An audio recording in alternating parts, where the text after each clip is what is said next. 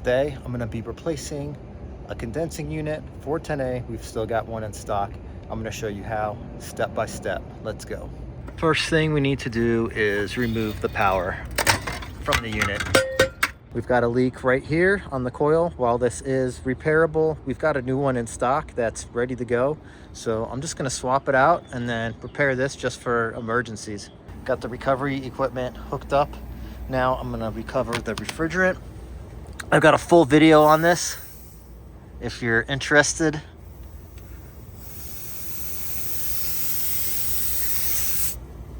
And seeing the entire recovery process.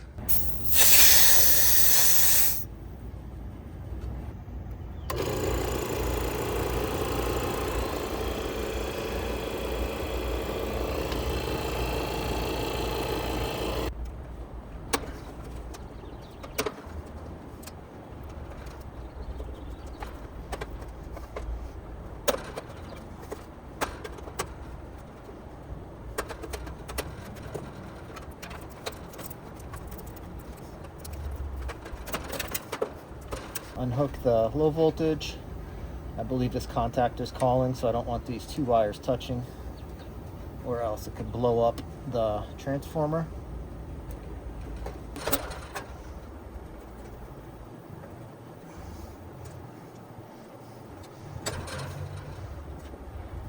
I'm going to cut out this copper, and I want this copper clean when I do so. All refrigerant recovered.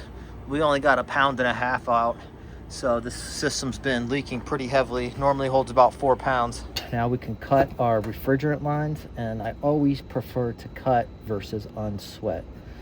Only time I will unsweat a connection is when it is absolutely necessary and there's no other way.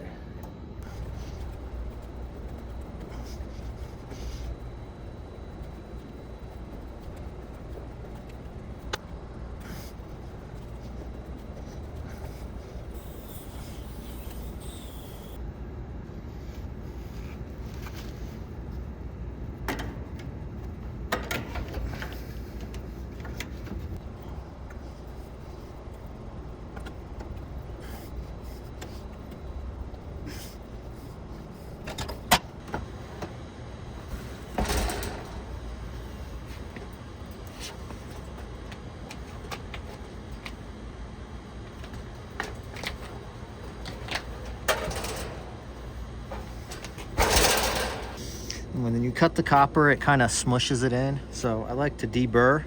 I'll only do this if I know that I can get all the shavings out. I wouldn't do this in a vertical situation where all the shavings would fall in side of the system. That would be no good.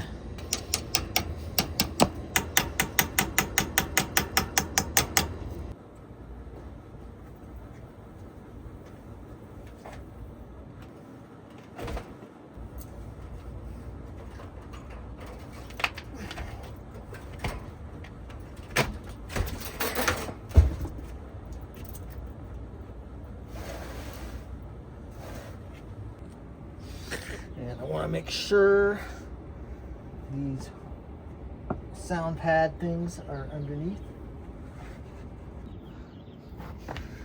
And I've got my long radius Street 90.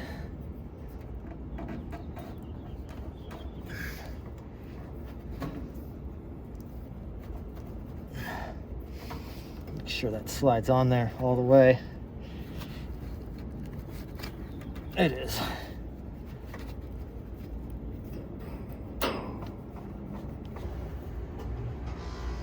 Now for our liquid line, we just need a slight bend.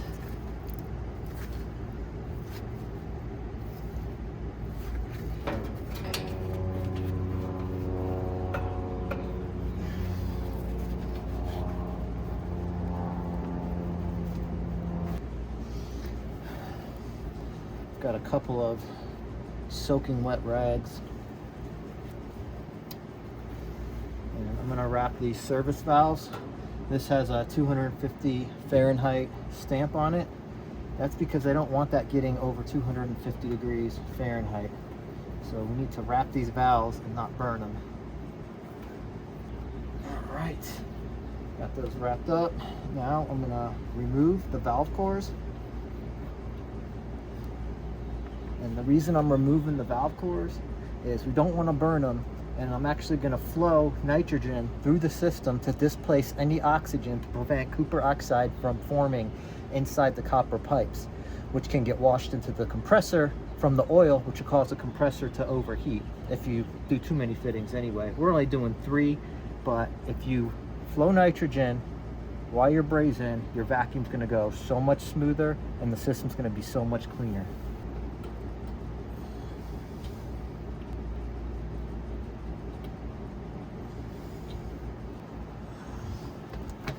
Here's my nitrogen regulator.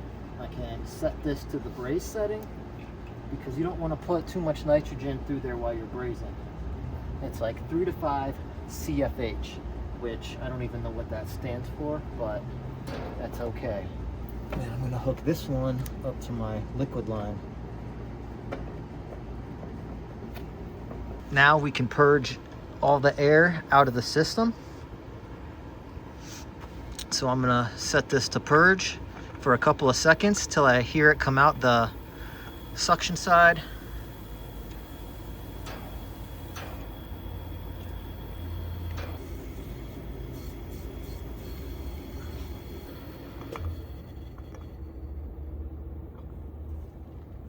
Set that to braze. Now we're ready to braze. Gonna open the acetylene first.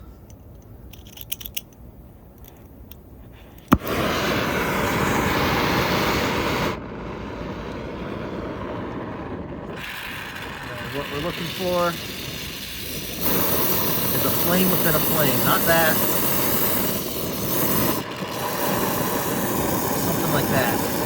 And that's gonna wrap around.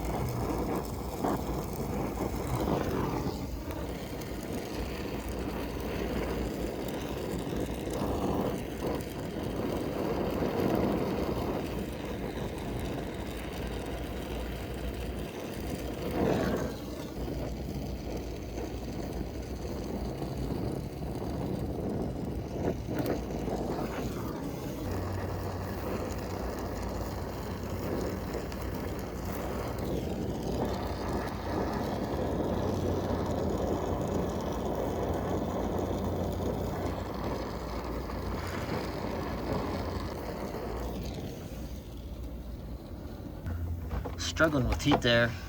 Oxygen completely ran out, but I think we got her done. Let's let this cool down and then leak test. Now I can cap this. This is cool to the touch.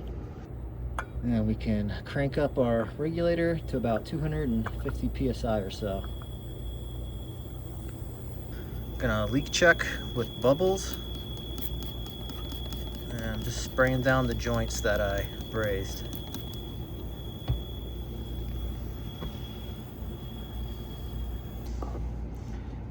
Checking for bubbles underneath as well.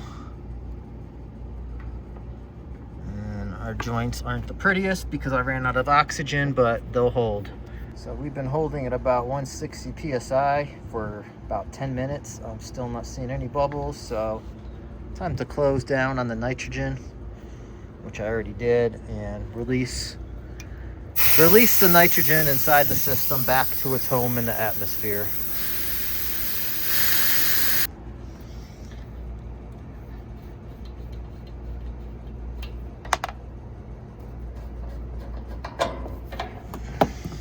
Got a couple of valve core removal tools.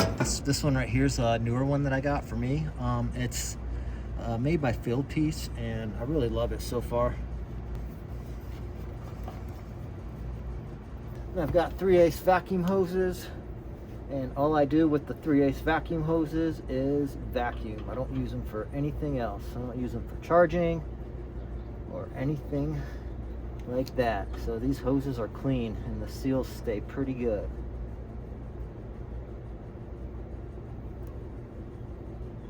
And this valve core removal tool by Fieldpiece has a extra port just for your micron gauge, which is awesome. And like always, we start with the gas ballast open.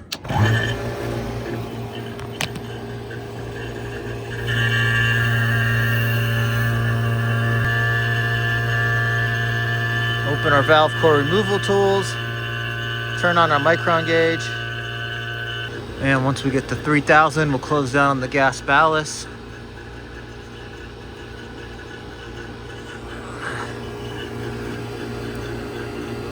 There we go. And the reason I use these valve core removal tools that are vacuum rated is because you don't want that valve core in there creating any kind of restriction when you're pulling a vacuum. And I use these hoses because they do matter. They do pull a faster vacuum, and it's also much deeper. And with this setup, I can remove my micron gauge without sending refrigerant through it. And then once I break vacuum, we can put the valve cores back on.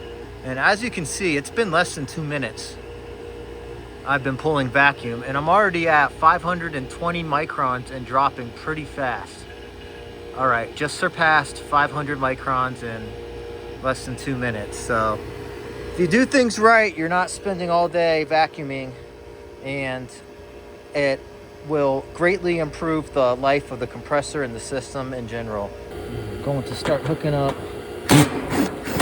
the electrical.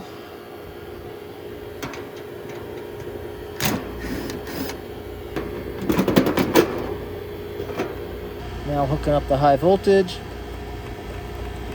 The red wire can go to L1 or L2, it doesn't matter. As long as they both don't go to the same one, and as long as the green doesn't go to L1 or L2.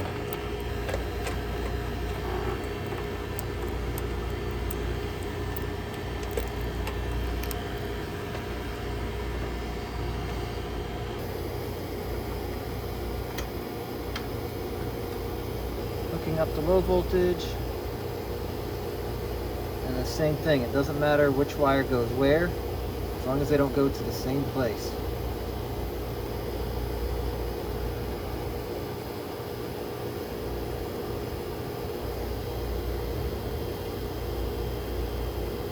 We're at 229 microns. What I do now is I give it a decay test to where I shut down the valves and I shut off the pump. Then I wait 10 minutes and I make sure that the microns don't rise above 1000. They should never rise above 1000, but we don't want them rising above 1000 after 10 minutes.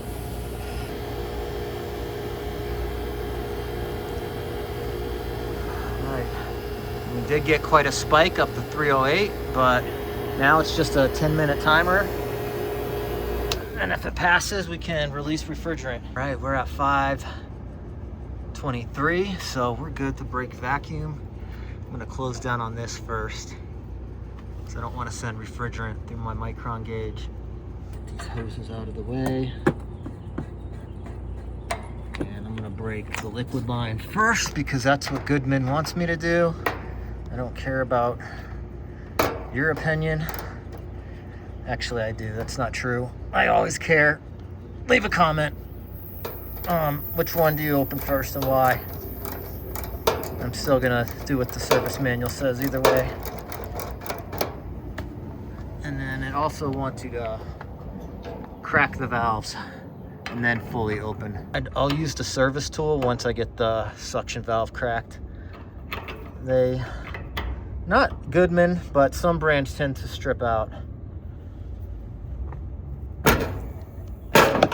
Once that's cracked, then I can use my service valve to fully open. Reinstall both valve cores.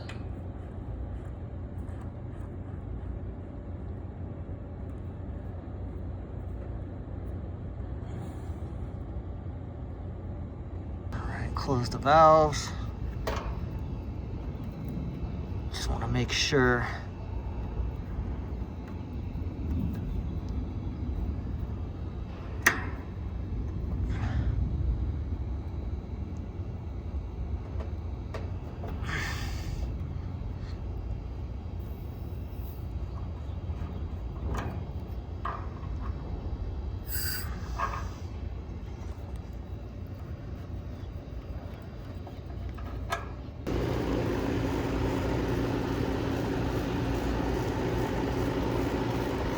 both valve cores are back in.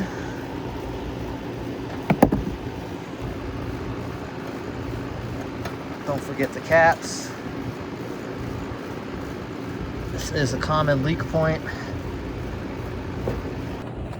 Fire in the hole.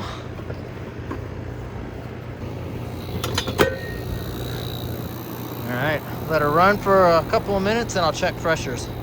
Got my probe charging adapter right here. Just gonna go ahead and charge this unit up properly.